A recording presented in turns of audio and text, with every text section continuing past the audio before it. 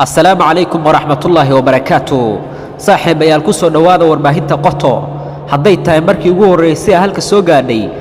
fadlan muuqaalka like saar sidoo kale tuna halkan follow soo dhe صاحب يا warbaahinta Al-Andalus ee al-shabaab leedahay ayaa waxa ay soo qortay wax la yaab leh waxa ay sheegeen in ay talaabo ka qaadi doonaan fanaanada Iqrayari oo dhawaan soo qaaday hees dadku ay aad ula yaabeen heestaasi oo ahayd anshax xumo isla markaasina ay kula hayd amaba ay ku sheegaysay erayo la yaab leh kuwaasi oo anshax ka baxsan horay fanaanada Iqrayar waxa lagu yaqaanay inay soo qaado heeso ay iyada oo qaawan amaba jirkeeda inta badan u muuqdo ay soo qaado balse waa markii ugu horeysay ee la soo qaado hees anshax xumo heerkaasi gaarsiisan oo ay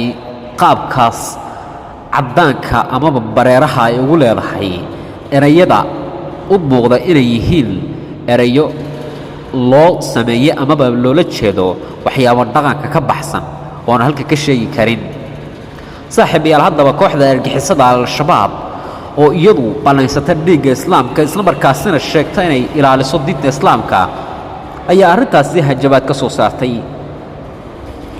waxa ay sheegeen inay talaabo ka qaadi doonaan Iqrayari oo ay ku tilmaameen inay tahay murtadad diinta islaamka loo soo diray isla markaasina faafinaysa waa sida ay hadalka u dhigeen fariimo iyo waliba aljannayaal ay u soo dhiibeen cadow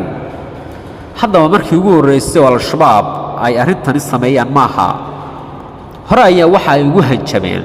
fanaanka Sharma Boy taasi oo sababtay inuu dalka ka cararo oo u cararo Afrikada dhexe gaar ahaan wadamada Zambia